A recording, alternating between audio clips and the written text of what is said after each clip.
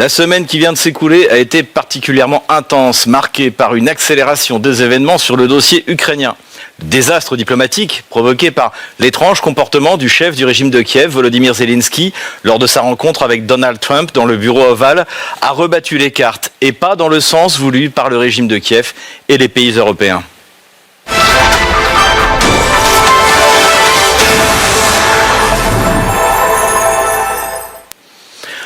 Tout a commencé vendredi dernier par la rencontre entre Volodymyr Zelensky et le président américain Donald Trump. On s'en souvient, l'entretien a dérapé et les images de l'altercation entre Zelensky, J.D. Vance et Donald Trump ont fait le tour du monde. Have you said thank you once this entire meeting? No, in this entire meeting, have you said thank you? You went to Pennsylvania and campaigned for the opposition in October. Offer some words of appreciation for the United States of America and the president who's trying to save your country. Please, you think that if you will speak very loudly about the war, you He's can... not speaking loudly. He's not speaking loudly. Your country is in big trouble. Can I Wait answer? a minute. No, you've done a lot of talking. Your country is in big trouble. I know. You're not winning. I know. You're not winning this. You have a damn good chance of coming out okay because of us. Mr. President, we are staying in our country, staying strong from the very beginning of the war. We've been alone, and we are thankful. I said thanks you haven't in been this alone. cabinet. You haven't been alone. In this cabinet. We gave you, through this stupid president, $350 billion.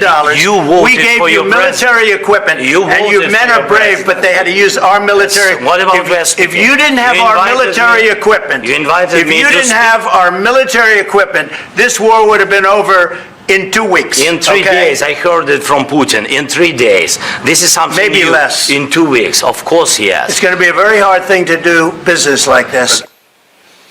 Cette altercation a tellement choqué le public américain que Kiev a perdu jusqu'au soutien du sénateur Lindsey Graham, celui-là même qui, il y a 8 mois, avait lancé l'idée de l'accord sur les minerais rares.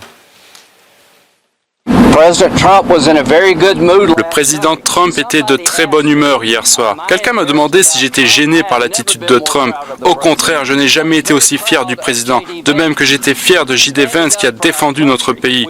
Nous voulons être utiles. Ce que j'ai vu dans le bureau ovale était irrespectueux. Et je ne sais pas s'il est encore possible de traiter avec Zelensky. Je pense, enfin il me semble, que les Américains ont vu quelqu'un avec qui ils ne voudraient pas traiter. Les conséquences ne se sont pas faites attendre. Les livraisons d'armes, même celles planifiées par l'administration Biden, ont été annulées, ainsi que la coopération en matière de renseignement. Ahmad, comment est-ce que vous avez vécu cette semaine incroyable depuis ce fiasco diplomatique jusqu'aux conséquences auxquelles nous assistons aujourd'hui?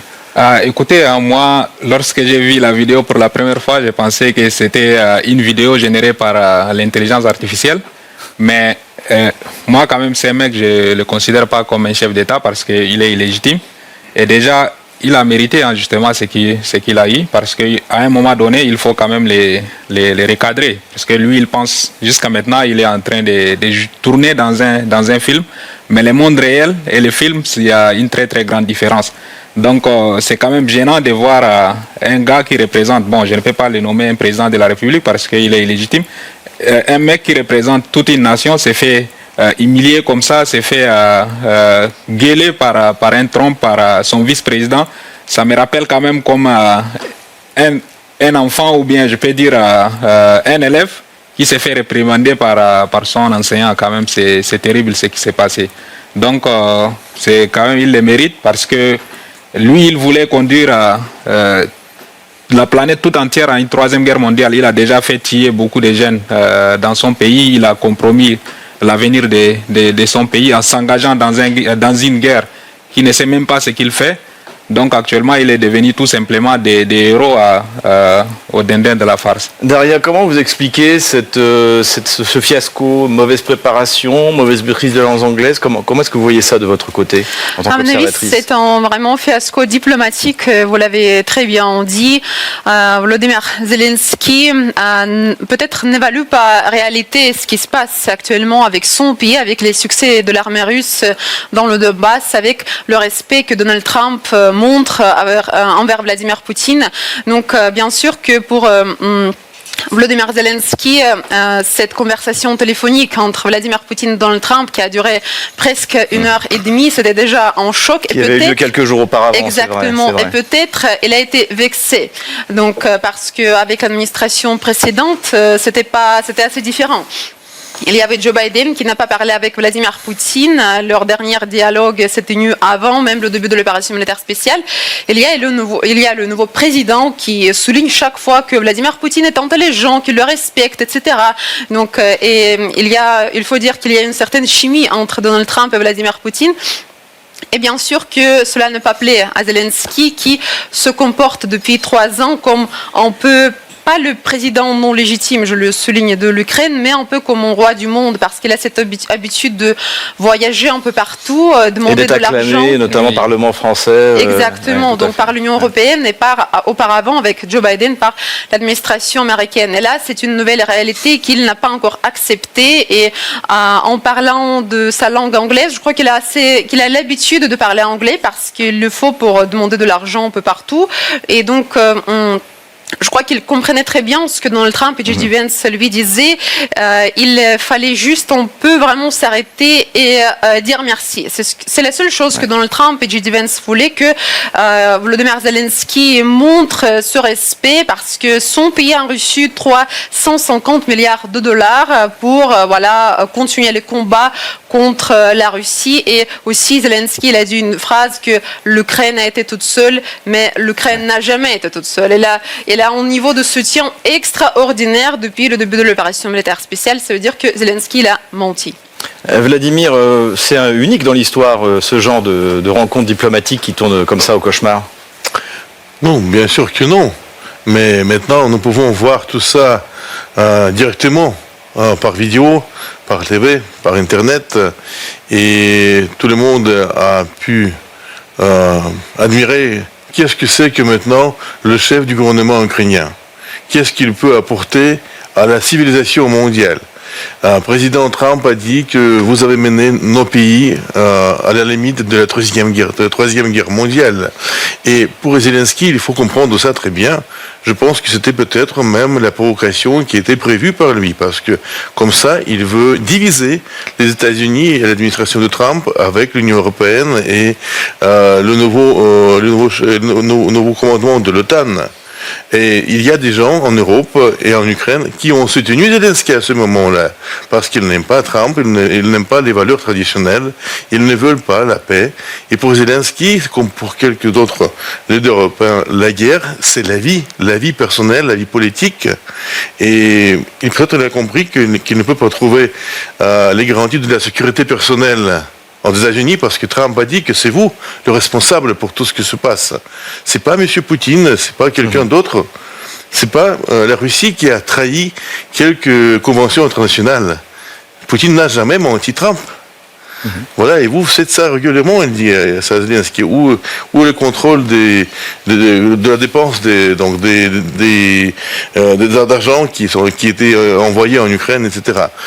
Comme ça, je peux dire que Zelensky a fait très mal pour lui-même parmi les gens qui sont réalistes, et peut-être il a soutenu comme ça les forces en Europe qui veulent mener la guerre contre la Russie. Ça c'est pas bien. Laurent, vous avez publié, vous, sur votre blog, vous mettez en cause les capacités cognitives, pour parler poliment, de Volodymyr Zelensky.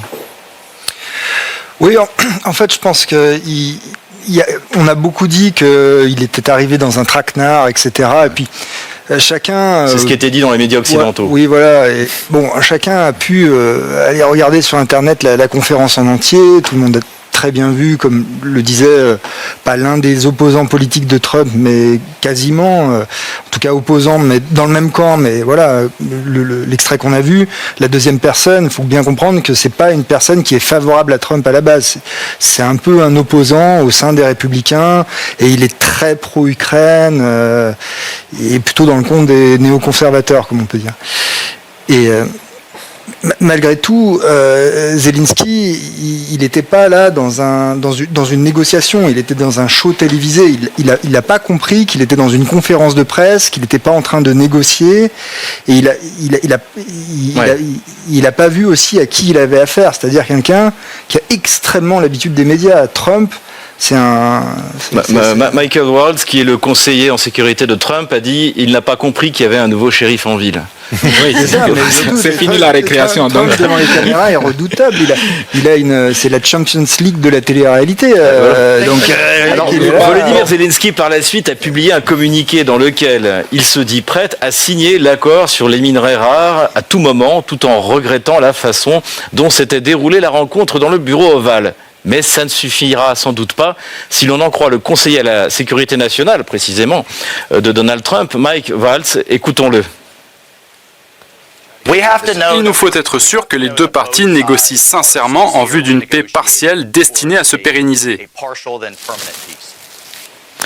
Donc, est-ce que vous pensez que cette sincérité et que donc ces sanctions qui ont été prises en fait contre l'administration Zelensky pourraient être levées ?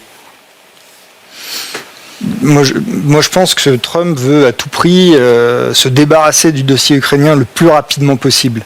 Il veut mettre ça sous le tapis, passer à autre chose, et son objectif principal dans ce truc-là, c'est déjà de récupérer un maximum, parce qu'il a du levier dans cette négociation, donc pourquoi pas les terres rares ou autre chose, et surtout essayer de faire comprendre à la Russie que la Chine, peut-être que c'est pas le seul partenaire possible. Voilà, il veut décrocher un peu la Chine de la Russie et pourquoi pas profiter du business qu'il pourrait faire avec la Russie. Il veut du business. Voilà. Donc pour lui, ça c'est un dossier secondaire. Il veut s'en débarrasser le plus vite possible. Il l'a annoncé dans sa campagne et il le fait.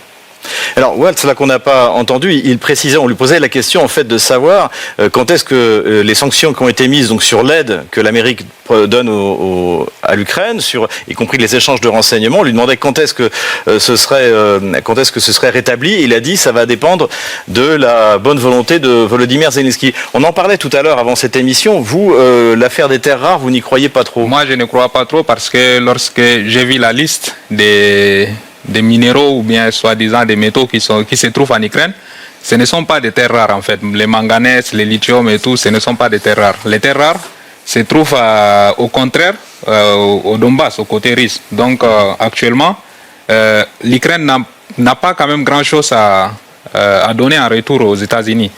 Lorsqu'il était à la Maison-Blanche, bon, nous avons vu le spectacle, tout ce qui s'est passé devant les caméras, mais derrière les caméras, il y a d'autres choses qui se cachent en fait, parce que lorsqu'il était à la Maison-Blanche, on l'a forcé pour signer à rembourser, pas à céder les terres rares, à rembourser les 350 milliards, je pense, si je ne me trompe pas, que les États-Unis ont dépensé dans cette guerre. Donc lorsque lui, il a quitté la Maison-Blanche, il est parti directement au Royaume-Uni. C'est pour débriefer de tout ce qui s'est passé entre lui et Donald Trump, parce que apparemment, ce mec a déjà signé un accord avec les Britanniques pour leur céder en tout cas l'exploitation des minéraux qui se trouvent en Ukraine. Mais terres rares en Ukraine, je n'y crois pas. Daria. Je suis tout à fait d'accord avec vous. Donc, le but de cette visite de Zelensky à Washington était la signature de cet accord avec Donald Trump sur les terres rares. Mais on peut supposer que c'est un ancien comédien et en face de lui, il y a Donald Trump, le roi de la TV américaine, tout à fait. Volodymyr Zelensky l'a fait exprès parce que certains médias ont écrivé beaucoup que c'était le show produit par Donald Trump. Mais pourquoi ils n'ont pas posé la question est-ce que c'était produit par Volodymyr Zelensky? Donc peut-être il pouvait rester à la Maison Blanche. En fait, il pouvait le faire parce que ce n'est pas en dispute entre les deux amis, pour quitter leur appartement après le dîner, mais ce sont les deux présidents entre qui n'est pas légitime. Je vais le souligner à chaque fois. Et donc, mais Zelensky, il a quitté la Maison Blanche, pour se rendre à Londres, voir ses partenaires, Keir Starmer, Macron, etc. Donc peut-être, on peut supposer que c'était un peu que c'était fait exprès pour ne pas signer. Et c'est vrai que les terres rares se trouvent, donc la majorité, dans le Donbass qui appartient à la Russie suite au référendum. Donc le choix du peuple qui a été fait 30 septembre 2022. Vladimir, comment vous voyez évoluer dans, je dirais, à court et peut-être peut-on imaginer à moyen terme la relation précisément entre l'Ukraine, en tout cas le régime kievien, et l'administration de Donald Trump? Je pense que M. Trump et M. Vance ont vu que Zelensky ne veut pas démontrer les remerciements et l'estimation envers les États-Unis et envers le peuple américain, qui était, disons sincèrement, malheureusement pour nous, pour les Russes, était le seul qui a soutenu l'Ukraine dans cette guerre vraiment par les armements et par l'argent. Parce que ce n'était pas la majorité, disons, européenne. Et comme ça, l'Ukraine ne peut pas survivre sans l'aide américaine. Et bien sûr, maintenant, Zelensky va faire tout pour rendre cette aide, mais jamais les relations entre lui et Trump ne seront pas les bons, ne seront pas stables et donc disons estimables. Comme ça, je pense que Zelensky a fait une très grande faute. Il se considérait, comme vous avez dit, le roi du monde, en showman, qui a l'habitude de régner sur toutes les stades, sur tous les théâtres politiques. Et Trump lui demande, donc, et vous, où est votre costume, monsieur? Oui, Pourquoi vous êtes venu en cet vêtement quotidien, donc vous n'êtes pas en armée? Nous voulons faire la paix et pas la guerre. Et vous démontrez avec toutes vos paroles, tous vos vêtements, que vous voulez faire seulement la guerre. Et c'est pas le but de Trump. Ça a vraiment choqué, je pense, président, vice-président et les autres autorités des États-Unis. Laurent, vous pensez également que, en fait, l'avenir de Zelensky, finalement, c'est de quitter le pouvoir. C'est ce qu'on entend beaucoup, c'est qu'en fait, réellement, Donald Trump veut se débarrasser de Zelensky. On a appris par Politico, et ça a été confirmé par Madame Tymoshenko, par l'ex-président Poroshenko, que l'administration Trump avait des contacts avec l'opposition tolérée en Ukraine. Ça négocie sec, et puis il y avait surtout, je crois que Trump voulait faire ce cadeau à Poutine, qui lui avait signifié plusieurs fois, de manière très très répétée, qu'il ne voulait pas avoir affaire à Zelensky, qu'il voulait avoir quelqu'un de légitime en face, pour des raisons juridiques et puis pour des raisons un peu évidentes. Et donc du coup, Zelensky se retrouve à la tête d'un pays tout de même, bien qu'il soit pas légitime, comme on l'a remarqué plusieurs fois. Et maintenant, il doit gérer son propre destin. Alors il faut qu'il trouve un bouc émissaire. Qui ça peut être? Donc il va mettre la faute peut-être sur le manque de soutien des États-Unis, comme il a essayé de le faire dans cet extrait hallucinant. Il est en train de se débattre en fait, il est en train de se noyer et il crie à l'aide. En tout cas là, il y a un premier rendez-vous qui doit avoir lieu en Arabie Saoudite, entre une délégation ukrainienne et une délégation américaine. Tout à fait, à Riyad. Et aussi, vous savez, je voudrais parler un peu de la réaction d'autres autorités ukrainiennes, de la Rada d'Ukraine, c'est le Parlement monocaméral de l'Ukraine, et donc de son Premier ministre. Le lendemain, je crois, après ce dispute à la Maison-Blanche, la Rada d'Ukraine, ils ont publié le communiqué adressé à Donald Trump au Congrès américain en disant que ils veulent coopérer avec Washington, ils sont prêts à signer un accord. C'était entre lignes, on peut dire que c'était une sorte d'excuse que Zelensky n'a jamais publiquement adressée à Donald Trump. Oui, il n'y a pas d'excuse. Tout à fait. Donald Trump a lu une lettre, donc dans son allocution au Congrès américain. Je ne sais plus s'il a utilisé le mot les excuses, mais il a lu cette lettre qui a été, on peut dire, intime, pas publique peut-être, mais voilà, il a dit que ça va... En fait, ça correspondait peu ou prou à ce qu'avait publié Volodymyr Zelensky sur les réseaux sociaux. En fait. Un peu oui. Ouais. Mais Donald Trump avait l'air d'être un peu satisfait, voilà, de cette réaction, mais publiquement, Volodymyr Zelensky n'a jamais présenté ses excuses pour ce qui s'est passé, mais quand même, il a souligné que cela se passait pas comme c'était prévu initialement. Et aussi, donc, après cette déclaration de la Rada d'Ukraine, qui ont exprimé son respect, peut-être ils ont été un peu choqués, comme d'ailleurs l'ambassadrice d'Ukraine aux États-Unis, Oksana Markarova. Oui. C'est aussi cette vidéo a fait le tour du monde. Oui. Elle a été choquée, elle a fait comme ça. Donc, en écoutant ce dispute. Oui. Tout à fait. Et donc aussi, le Premier ministre ukrainien, Shmyhal, il a donné une conférence de presse où il a beaucoup parlé de cet accord qui n'a finalement pas été signé sur les terres rares, en soulignant plusieurs fois que l'Ukraine veut signer cet accord avec Donald Trump. Donc, à mon avis, c'est un peu l'air comme la Rada d'Ukraine, le Premier ministre ukrainien, ils se sont excusés, ils ont réaffirmé leur volonté de continuer la coopération Washington à la place donc de Volodymyr Zelensky. Volodymyr Zelensky a commencé à changer de ton et d'approche et semble prêt à négocier. Il se trouve donc dans la situation qui, aux échecs, s'appelle un Zugzwang. Il est obligé de jouer et quel que soit son prochain coup, il perdra.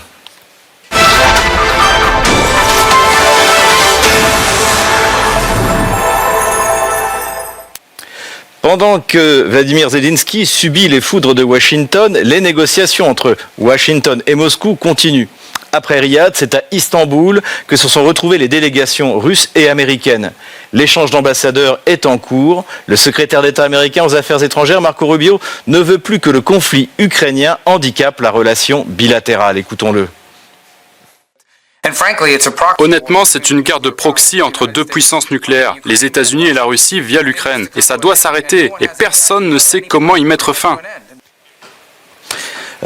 Daria, vous étiez pour nous à Istanbul, et puis là on entend tout d'un coup Marco Rubio qui nous explique que finalement Vladimir Poutine avait raison, que c'était bien une guerre par proxy entre deux puissances nucléaires, c'est-à-dire la Russie et les États-Unis. Vous avez senti cette bascule quand vous étiez à Istanbul et que les deux délégations américaines et russes se sont rencontrées? Tout à fait, donc j'étais à Istanbul, c'était un deuxième cycle de négociations entre les délégations russes et américaines. Je vais un peu rappeler la chronologie. Donc, les deux premiers cycles de négociations s'est tenu à Riyad. Donc, du côté russe, il y avait Sergei Lavrov, Yuri Ushakov, le conseiller de Vladimir Poutine, et du côté américain, Marco Rubio, et donc ses envoyés spécieux. Et déjà, le deuxième cycle de négociations, le 27 février à Istanbul, où nous avons travaillé, c'était entre les délégations russes et américaines, et cette réunion a été consacrée uniquement aux relations russo-américaines. Parce que depuis des années, donc, les relations entre nos deux pays se trouvaient au niveau au plus bas. Pour expliquer un peu à nos spectateurs, si nous sommes russes, nous vivons en Russie, ce serait pour nous impossible d'obtenir un visa américain pour le but touristique, parce que dans l'ambassade américaine à Moscou, il y avait seulement quelques personnes qui y travaillaient, 3, 4, 5, pas plus que ça, et c'est à cause de cela que les demandes de visa n'étaient pas acceptées. Pour les Russes, même pour les raisons médicales, il fallait se rendre dans un pays tiers, par exemple Kazakhstan ou dans un pays européen, pour s'appliquer pour un visa américain. Donc un peu difficile.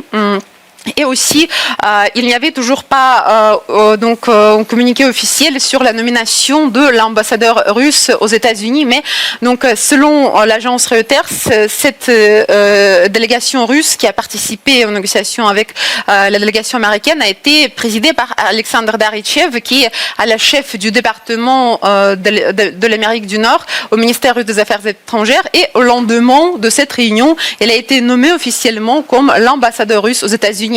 Ce qui montre bien que les négociations ont été réussies. Nous avons travaillé donc près du consulat américain, près de l'entrée, mais les négociations ont duré plus de 6 heures et se sont déroulées à huis clos. Donc aucune déclaration n'a été faite parce que ce n'était pas le but des délégations de parler avec les médias, mais quand les délégations sont rentrées chez eux, déjà par exemple Dmitry Peskov, Maria Zakharova, donc ils ont déjà dévoilé les résultats, qui a été tout d'abord la nomination de l'ambassadeur russe Alexander Darychev aux États-Unis, qui est déjà en succès diplomatique depuis des années. Vladimir, est-ce que ça veut dire que c'est le début d'une grande réconciliation américano-russe? Je pense que certains. Et nous devons comprendre que l'Ukraine, c'est seulement un point dans cette grande relation. Comme un historien, je rappelle toujours que la Russie était toujours proche des États-Unis pendant les périodes les plus importantes de l'histoire américaine. Catherine la Grande était chef de l'État européen qui a soutenu la guerre des 13 colonies américaines contre l'Angleterre quand elle a déclaré la déclaration de neutralité armée en 1780. Et pendant la guerre entre le Sud et le Nord, la Russie de l'époque de tsar Alexandre II a soutenu aussi les républiques, donc l'Amérique du Nord, contre le Sud qui était pour les esclavages. Et les Américains ne doivent pas oublier tout ça. Nous avons des relations d'amitié qui sont beaucoup plus proches, y compris les deux guerres mondiales, quand on était des alliés. que donc la concurrence qui était à l'époque de la Grande Guerre, de la guerre froide, après la Deuxième Guerre mondiale. C'était plutôt la guerre idéologique. Maintenant, nous sommes beaucoup plus proches avec nos valeurs, avec président Trump, qu'avec quelques autres pays européens, disons. Ça, c'est vrai qu'on a vu une convergence des valeurs, notamment les valeurs chrétiennes, appelons-les comme elles sont, de la part de l'équipe de Trump, qui rapproche beaucoup de l'équipe de... Tout à fait. Qu'est-ce que vous en pensez, j'aimerais ajouter à ce que venait de dire Vladimir. Actuellement, si on voit en tout cas l'administration Trump ou bien les Américains, la majorité des Américains, ils partagent quand même beaucoup de choses avec les Russes. Quand on voit, il y a dans d'autres pays, avec l'arrivée de Donald Trump, je pense que même cette motivation-là des valeurs communes comme les valeurs moraux et tout cela et des valeurs idéologiques, je pense que cela permettra à la Russie et les États-Unis de se rapprocher. Mais il ne faut pas aussi oublier, parce que Donald Trump, c'est quand même un homme d'affaires. Il ne va pas s'arrêter seulement sur des valeurs idéologiques ou morales ou quelque chose comme ça. Il y a également les terres rares qu'on a citées tout à l'heure dans le Donbass. Il veut aussi profiter de cela. Donc il va trouver en tout cas des moyens de se rapprocher de la Russie pour essayer de profiter quand même de ce qui se passe. C'est vrai qu'avant 2014, je me souviens qu'il y avait d'explorations sur des réserves de gaz ou de pétrole en profondeur dans l'Arctique et il y avait des compagnies américaines qui travaillaient avec des compagnies russes. Finalement, c'est le doux commerce de Montesquieu, Laurent. C'est ce qu'il faut espérer. De toute façon, là, cette histoire de terre rare qui vient sur le devant de la scène, on peut espérer, on peut imaginer que Trump essaye d'obtenir peut-être un tarif préférentiel sur la future exploitation des terres rares par la Russie dans le Donbass, parce que comme on le sait, la plupart des terres rares... Ou même dans le territoire russe, d'avant 2022, puisque Vladimir Poutine s'est dit ouvert, pourquoi pas accueillir des investisseurs américains. Voilà, donc si les Américains ont besoin de terres rares et que la Russie peut exploiter des terres rares et les vendre aux États-Unis, ça peut être l'occasion pour Vladimir Poutine, ici et maintenant tout de suite, de négocier des super tarifs pour booster son économie, de l'intelligence artificielle ou que sais-je. Donc lui, c'est à mon avis l'un des axes qu'il voit principaux, effectivement. De toutes les façons, il est plus important. Actuellement, Vladimir Poutine, il est en position de force, donc il peut négocier quand il veut et comme il veut, parce que actuellement, les Américains, quand même, ils n'ont pas le choix de ne pas négocier avec la Russie. S'ils continuent comme ça, ils vont amener tout le monde à la Troisième Guerre mondiale et ce n'est pas dans l'intérêt de tous. Donc ils vont tout faire pour se débarrasser de ces clowns, en tout cas, et vont négocier quand même avec la Russie. Alors, précisément, le régime de Kiev semble prêt à entamer des négociations ou au moins faire semblant. L'heure de vérité ne devrait pas tarder à sonner car les exigences russes pour accepter un cessez-le-feu n'ont pas changé depuis juin 2024. Telles qu'elles étaient présentées par Vladimir Poutine, écoutons-le. Nos conditions pour entamer une telle discussion sont très simples et se résument à ceci. L'Ukraine doit retirer complètement ses troupes des républiques populaires de Donetsk et de Lugansk et des régions de Zaporozhye et de Kherson. Je le souligne, de tout le territoire de ces régions dans leurs frontières administratives qui existaient au moment de leur adhésion à l'Ukraine. Dès que Kiev se dira prêt à prendre une telle décision et commencera à retirer effectivement ses troupes de ces régions, et nous notifiera officiellement l'abandon de ces projets d'adhésion à l'OTAN, nous donnerons au même instant l'ordre de cesser le feu et d'entamer des négociations. Vladimir, est-ce que vous voyez Volodymyr Zelensky donner l'ordre à ses troupes de se retirer de ces régions qui sont désormais des régions russes? Malheureusement, je ne vois pas cette possibilité. Je pense que pour la Russie, c'est égal avec qui négocier en Ukraine. Il faut que c'était vraiment une personne qui a le pouvoir officiel, pas comme Zelensky, qui n'est pas plus un chef d'État légitime, et que le peuple ukrainien soutient cette politique donc de cesser le feu et de signer la paix avec la Russie. Nous n'avons pas la guerre, donc résoudre ces problèmes qui existent entre eux. Je ne crois pas que Zelensky c'est cette personnalité qui aidera de faire ça. Et Daria, la question aussi, c'est que qui va accepter ça? Et la première question, c'est est-ce que Trump a la force de tordre le bras à Zelensky ou à son successeur pour lui faire accepter que pour obtenir un cessez-le-feu, et Donald Trump veut un cessez-le-feu rapidement, il faut retirer les troupes de Kherson, qui a été reprise par les Ukrainiens à l'automne 2022, Zaporozhye, dans lequel l'armée russe n'a pas encore mis les pieds, et puis bien sûr Kramatorsk et Slaviansk, hautement symbolique, puisque ce sont les villes par où est partie la rébellion il y a maintenant 11 ans. Est-ce que vous pensez que c'est possible ça? Je suis sûre que Vladimir Poutine ne cédera jamais les nouvelles régions russes à personne. Il l'a affirmé hier. Hier, j'ai travaillé aussi avec lui. Il s'est rendu dans le centre d'assistance participant à l'opération militaire spéciale. Il a parlé avec les femmes qui sont des veuves ou des mères donc, qui ont perdu leur fils sur le champ de bataille. Et une des femmes qui a perdu son enfant, son fils, elle a demandé une seule chose. Je crois que toutes les femmes étaient d'accord avec elle, que la Russie ne cède devant personne. Vladimir Poutine l'a promis. Et nous, les journalistes, je crois que tous les Russes sont sûrs que Vladimir Poutine va tenir sa parole comme il le fait. Une preuve de plus de ces exigences qui ont été présentées donc en juin 2024, que vous venez de montrer que Vladimir Poutine ne change pas son opinion comme Volodymyr Zelensky le fait. Parce que si on regarde pendant une semaine les déclarations qu'il fait, je suis prête à quitter la présidence pour le bien-être de mon pays. Non, je n'en suis pas prêt. Je veux rejoindre l'OTAN. Non, bon, je suis pas sûre. Bon, ça change vraiment 6 fois par semaine. Mais Vladimir Poutine, c'est différent comme tout le monde le sait. Donc, et en répondant à votre question, je ne vois pas Volodymyr Zelensky à donner l'ordre de retirer les troupes ukrainiennes des régions russes. Je crois qu'il va plutôt quitter son poste sous nombreux prétextes qu'il va imaginer que j'ai pas réussi, on m'a forcé ou voilà d'autres prétextes on va avoir. Ahmad, vous vouliez intervenir? Oui, parce que comme Daria vient de le dire, je vais quand même soutenir ce qu'elle a dit parce que actuellement, qui que ce soit, s'il arrive au pouvoir, les États-Unis ne vont pas quand même s'accrocher sur ces régions-là. Bon, même quand on voit la majorité des populations là-bas, même si aujourd'hui on organisait un référendum, je suis sûr à 100% que 99% vont voter pour ne pas dire 100%, pour ne pas exagérer quand même, vont voter pour se rattacher à la Russie. Donc moi je ne vois pas l'intérêt des Américains de se battre pour ces régions-là et qu'au final, la majorité des populations vont quand même partir vers la Russie.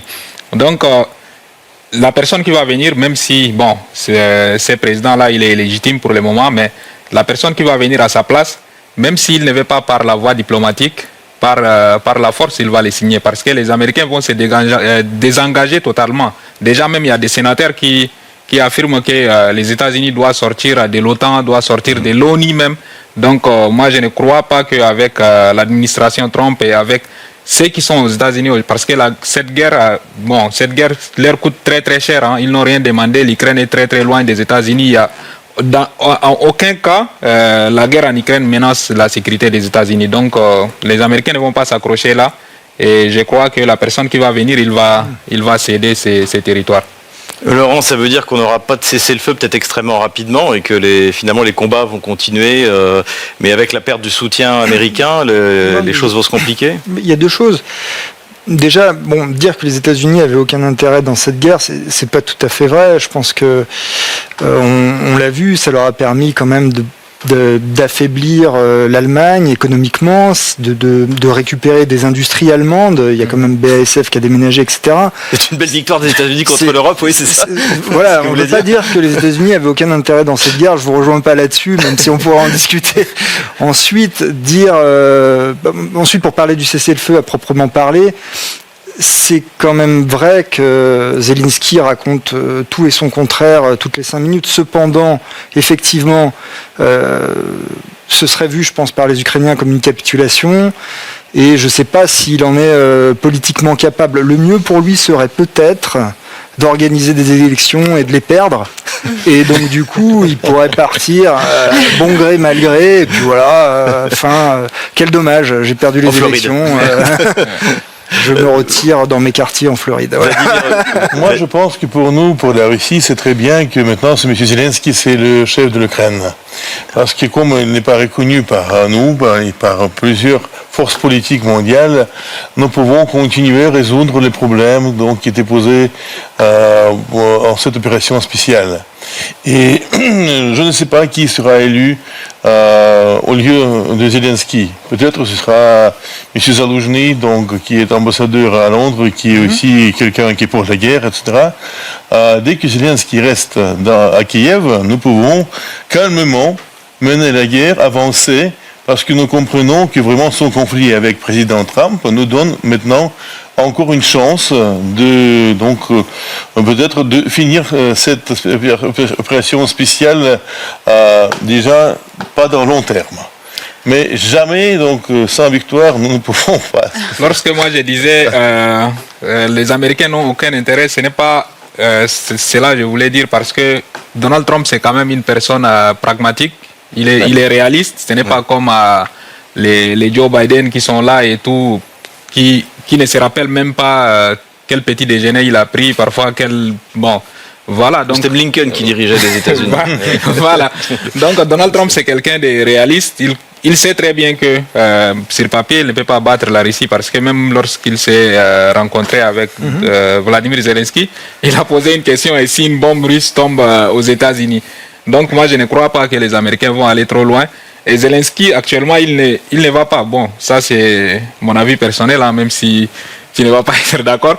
Il ne va pas organiser des élections, parce que lui il veut mourir en héros. C'est comme il est là, voilà, tout le monde l'a dit. Il a accepté son rôle de Churchill ukrainien. Voilà, il pense que voilà, s'il n'organise pas mourir. Je ne suis pas qu'il est un héros réel. Donc oui, lui il veut héros tragique, comique, mais pas en héros national. Donc il veut aller jusqu'au bout. Je dis que c'est ce qu'il aurait de mieux à faire s'il était intelligent. S'il était raisonnable. Et bon, il y a quand même un si dans cette phrase. Et la deuxième partie de la phrase, je suis pas sûr. Vous vouliez intervenir. Oui, tout à fait. Donc, je voulais rappeler une des dernières interviews de J.D. Vance qu'il a donnée sur fond de ses déclarations sur l'arrêt de l'aide américaine à l'Ukraine. Il a cité l'exemple comment ça se passait, cette aide américaine lors de l'administration de Biden. Il a dit que quand déjà c'est Trump et J.D. Vance qui ont remporté les élections, il parlait avec l'administration précédente sur leur but d'envoi autant d'armes à l'Ukraine. Et vous savez, il a dit la chose qui m'a choquée, citation de quelqu'un de haut rang, donc de l'administration de Biden. Il a dit, en fait, on n'avait pas de plan concret, on espère envoyer le plus d'armes possible alors que nous le pouvons, en espérant qu'un jour, que bientôt, l'Ukraine va pouvoir prendre l'initiative, etc. Il n'y avait pas vraiment de stratégie de l'administration Biden, et c'est choquant d'entendre que voilà, ils ont dépensé 350 milliards de dollars. Voilà. Je peux vous la révéler si vous voulez. La stratégie c'était très simple.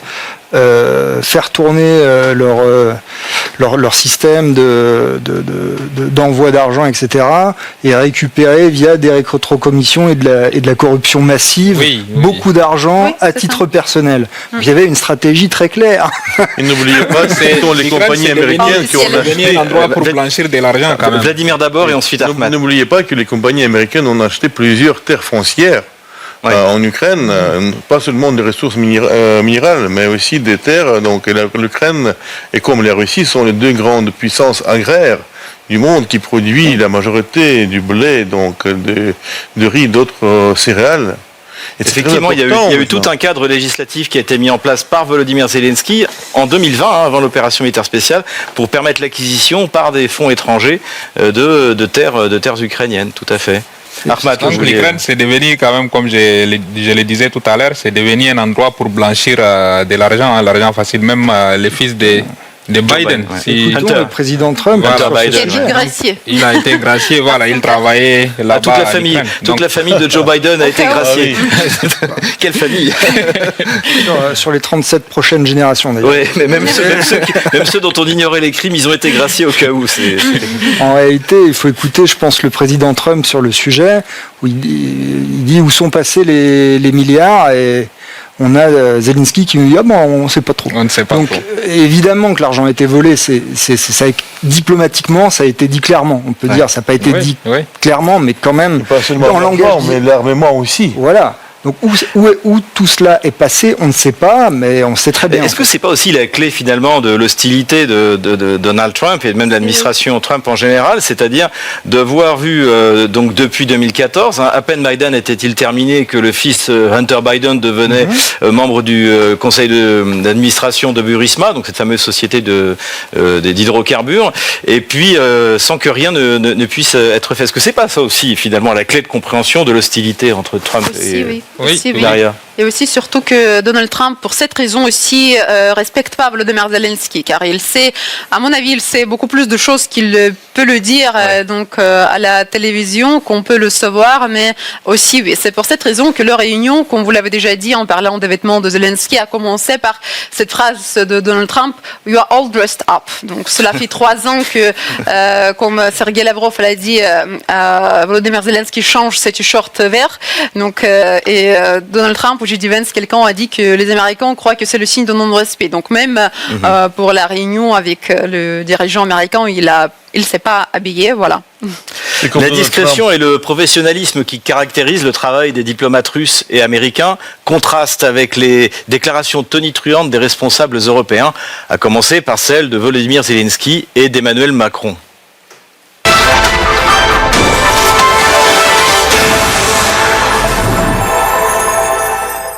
Selon Marco Rubio, un ministre européen lui aurait dit vouloir que les combats continuent une année supplémentaire jusqu'au moment où la Russie elle-même commencerait à implorer la paix. Il a ajouté que Trump ne soutenait pas une telle politique et que l'Europe ne dispose actuellement d'aucun plan de paix. Mercredi 5 mars, le président Emmanuel Macron s'est adressé aux Français. Au-delà de l'Ukraine, la menace russe est là et touche les pays d'Europe, nous touche. Notre dissuasion nucléaire nous protège. Elle est complète, souveraine, française de bout en bout. Mais répondant à l'appel historique du futur chancelier allemand, j'ai décidé d'ouvrir le débat stratégique sur la protection par notre dissuasion de nos alliés du continent européen. Une fois la paix signée, pour que l'Ukraine ne soit pas à nouveau envahie par la Russie, il nous faut le préparer. Cela passera à coup sûr par un soutien à l'armée ukrainienne dans la durée. Cela passera aussi peut-être par le déploiement de forces européennes. Celles-ci n'iraient pas se battre aujourd'hui, elles n'iraient pas se battre sur la ligne de front, mais elles seraient là, au contraire, une fois la paix signée, pour en garantir le plein respect. Dès la semaine prochaine, nous réunirons à Paris les chefs d'état-major des pays qui souhaitent prendre leurs responsabilités à cet égard. Ahmad, Emmanuel Macron veut faire la guerre et je vous vois sourire depuis une minute. Qu'est-ce que ça veut dire? Moi, sérieusement, ça me fait rire. Désolé pour les termes, mais nous, on se demande souvent, ces gamins, qu'est-ce qu'ils filment déjà? On ne sait même pas. Certainement, il a besoin d'une babysitter, quoi, en tout cas pour les recadrer, pour les rappeler la vie réelle, parce que lui, il n'a pas fait... quand il était jeune, il n'a pas connu en tout cas les hostilités de la vie, donc lui il croit toujours que tout est possible. Faire la guerre à la Russie, déjà il a pris des claques de tous les pays africains, les pays qui considéraient comme ses colonies, il a déjà pris des claques partout ailleurs. Et actuellement il se prend, voilà, on va faire la guerre. Déjà même avec coronavirus, il a dit nous sommes en guerre. Et c'est vrai qu'on avait l'impression d'écouter le même discours. Oui, le même discours et cette folie, je ne sais pas, et cette arrogance de vouloir affaiblir la Russie, de vouloir faire la guerre contre la Russie, même sur les papiers, même sur les terrains, c'est quasiment impossible. Une grande puissance nucléaire comme la Russie et faire la guerre pour affaiblir la Russie, je me demande, est-ce que il est normal? Est-ce qu'il a des conseillers? Est-ce qu'il a des gens proches de lui qui les conseillent tout le temps, qui les disent non, il faut mesurer quand même tes mots? C'est une aberration. On ne peut pas vaincre la Russie sur les terrains. C'est impossible. Laurent, vous avez publié, là, encore une fois, une explication, et pour vous, l'explication, en fait, elle est économique. Ouais, elle est économique et aussi, je pense que c'est de l'ordre... Macron est en ce moment dans une sorte de situation qui est quand même assez inextricable. C'est-à-dire que sur le plan de la politique nationale, il est complètement out, et donc du coup, il essaye de se refaire sur la politique internationale. Et en ce moment, ce qu'il voit dans la politique internationale, c'est une reprise de contrôle par Trump de l'État profond Et la stratégie d'un gars comme Macron en arrivant au pouvoir, c'est très simple, c'est je vais prendre le pouvoir, et puis je vais trahir pour l'État profond américain. Il n'a pas de bol, l'État profond américain ne répond plus. Allô, vous êtes où? Il n'y a plus personne sur la ligne. On n'est pas bien. Et donc du coup, quelle est la prochaine stratégie? Déjà, la prochaine stratégie, c'est de ne pas aller en prison. Il y a eu, comme on l'a déjà évoqué, une corruption absolument incroyable dans cette guerre. Il y a quand même une quantité de pognon qui a disparu, qui est biblique. Et il va sans dire qu'en prenant le pouvoir aux États-Unis, Trump va devoir soit rallier des gens, soit les écrabouiller. Et les écrabouiller, c'est très simple, il suffit de dire la vérité. Et s'il dit la vérité, il est possible que certains dirigeants européens, peut-être Macron, aient un nom qui ressorte dans un dossier pas très joli. Et là, ça peut être la prison, ça peut être les problèmes. Qu'est-ce qu'il peut faire maintenant? Je sais pas, peut-être faire les poches des épargnants français. Une fuite en avant, le turbo-socialisme de l'extrême. Voilà, il est parti, quoi. Donc, vous êtes d'accord, Vladimir, que c'est finalement une réaction d'Emmanuel Macron par rapport à ses difficultés en politique intérieure? Bien sûr, les présidents français, donc c'est pour eux la tradition, donc de faire la politique extérieure très forte, donc commencer la guerre ou quelque chose comme ça. Mais ça n'a jamais mené à la victoire, ni en Indochine, ni à Suez, ni en Algérie. Malheureusement pour la France, toujours les problèmes intérieurs étaient essentiels. Et on ne peut pas résoudre les problèmes intérieurs par même la petite victoire dans la petite guerre. Tandis que la guerre contre la Russie, ce n'est pas la petite guerre. Et je rappelle à M. Macron que la Russie jamais n'a pas offensé l'Europe. C'est toujours les Européens qui venaient chez nous, et après, par plusieurs, venaient chez eux. Voilà. Accompagné poliment. Voilà, il ne faut pas oublier ça. Macron absolument pas du tout. Il n'entend pas notre président. Personne. Il dit Minsk, il dit des discours de Munich, mais M. Poutine a dit exactement ce que la Russie veut. Ce n'est pas l'agression, c'est la défense commune européenne. Et il ne comprend pas ça. Ça c'est épouvantable. Laurent, vous voulez dire Non, je pense que Macron a absolument aucune intention de faire la guerre à la Russie. Il est pas, il est fou, mais il n'est pas idiot. Il sait très bien que ça ne marchera pas. Lui, ce qu'il veut, c'est un prétexte pour créer une armée européenne et ce faisant, créer, obligatoirement, il faut la financer. Pour la financer, il faut un ministère des Finances européen. Ça y est, on a un État européen.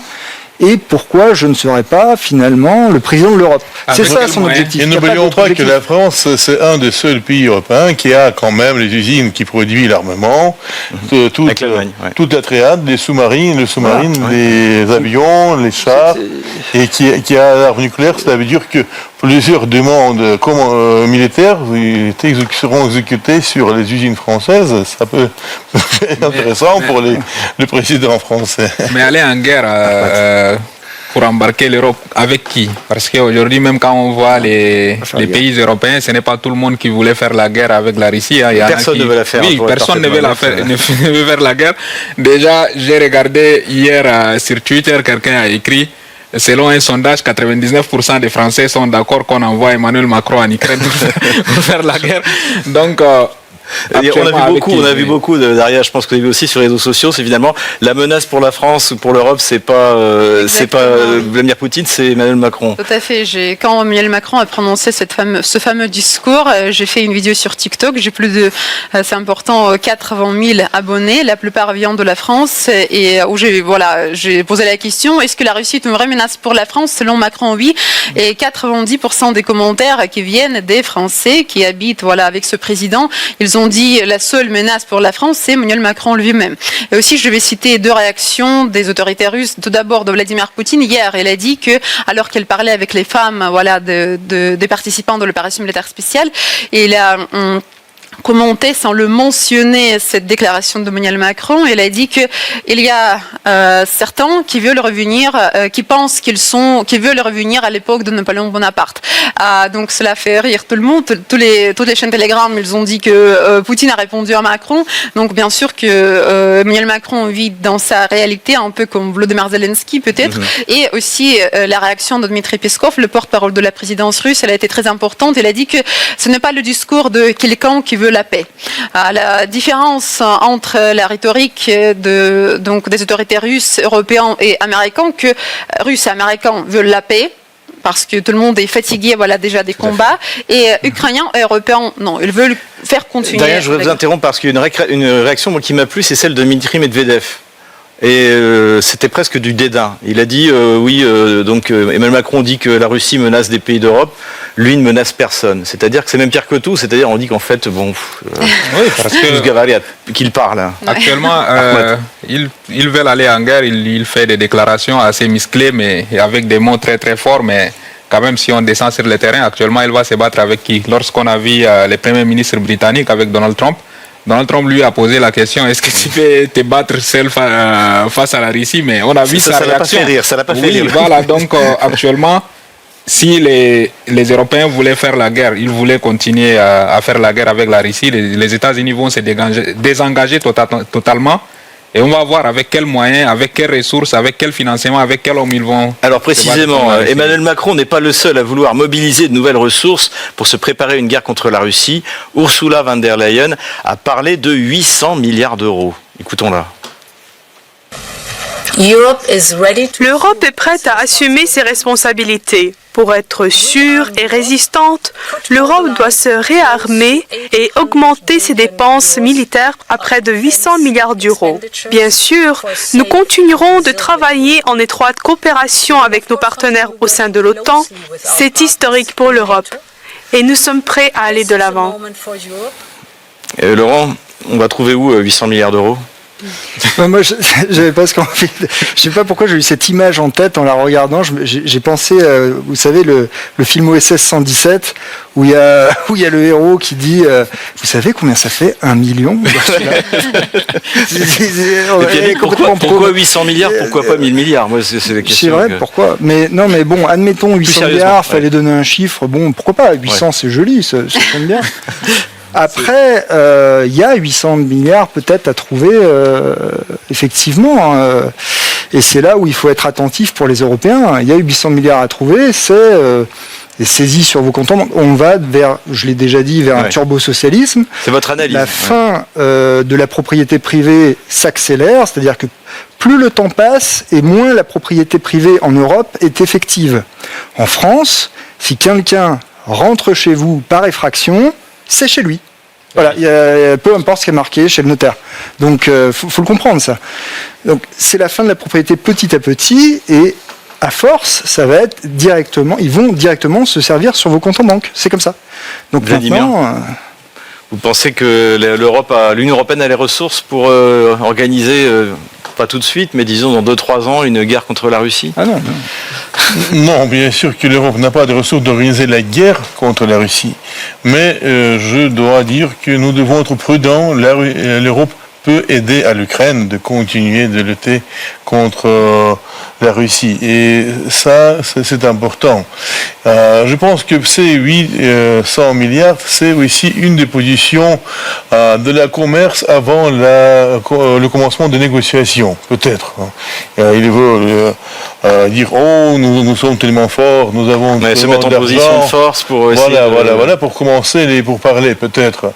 Ça, ce serait pas mal. Mais j'ai peur qu'en réalité, plusieurs chefs d'État européens et de l'Union européenne veulent commencer cette militarisation de l'Europe, parce que n'oublions pas combien cette commission et cette personne concrètement ont gagné sur la vaccination et le problème de Covid-19. Voilà, ça le nouveau Covid, c'est la lutte contre la Russie. C'est vrai qu'il y a des affaires de corruption, des soupçons, des SMS qui n'ont toujours... Oui, c'est la guerre contre la Russie, c'est la nouveau Covid. Moi, je pense que ça, c'est du bluff. Ils ne vont pas aller jusqu'à là, mobiliser des ressources. Même s'ils mobilisent des ressources, moi, je ne pense pas qu'ils ils pourront quand même faire quelque chose parce que l'Union européenne actuellement, c'est devenu les géants au pied d'argile en fait. Ils n'ont pas les moyens, ils n'ont pas les ressources, ils n'ont pas d'hommes nécessaires. Et déjà même, il y a des divisions au sein même de l'Union européenne. Il y en a qui pensent que voilà, le fait de faire la guerre contre la Russie, qui va financer cette guerre? Déjà, la Roumanie n'a pas assez de moyens. L'Union européenne n'a pas 800 milliards pour il est très difficile de garder en même temps l'État social, lequel aiment tellement les Européens, et l'État de la population de la guerre et l'État de guerre en lequel ils veulent que l'Europe entre. Et c'est impossible. Et ils partent en déclin. Et c'est les gamins là, Emmanuel Macron et son babysitter Ursula von der Leyen, qui vont accélérer quand même le déclin de l'Europe. Parce que Daria. La meilleure réaction que j'ai vue sur ce soi-disant remplacement de l'aide américaine par l'aide européenne à l'Ukraine était celle de J.D. Vance, le vice-président américain, qui a dit que mais comment vous voulez que les soldats qui n'ont pas fait la guerre depuis 34 ans, ils vont donc en Ukraine pour être aussi cette garantie, etc. Donc cette déclaration qui a beaucoup vexé d'ailleurs les militaires britanniques. Ça a dû vexer les militaires français, mais je me souviens avoir lu sur le site de BFM TV, donc franchement, on ne peut pas les soupçonner des agents du Kremlin, que les militaires ukrainiens qui avaient été entraînés dans le cadre de la brigade Anne de Kiev se plaignaient qu'on ne les ait pas formés à la lutte contre les drones. Donc, est-ce que par hasard, l'état-major français n'aurait pas manqué quelque chose depuis 3 ans? C'est la question. Non, de toute façon. C'est ce que tous les militaires, parce que RT travaille beaucoup sur le champ de bataille, ils font beaucoup d'interviews avec les militaires russes, ce qui est d'ailleurs autorisé du côté russe, c'est parce que du côté ukrainien, vous savez que Zelensky a mis une loi interdisant de filmer tout ce qui se passe du côté ukrainien, pour quelle raison on ne sait pas, mais donc dans ces interviews, les militaires disaient que une grande différence entre ce conflit et les conflits précédents, c'est que cette guerre est une guerre de drones, vraiment. Les technologies ont beaucoup changé et la Russie, les militaires russes aussi, ils ont dû vite s'adapter à la nouvelle réalité. Et comme nous voyons les résultats, les avancées russes, les avancées considérables, l'armée russe a réussi à s'adapter à cette nouvelle réalité sur le champ de bataille. Eh bien, Daria, ce sera le mot de la fin. Je vous en remercie d'ailleurs.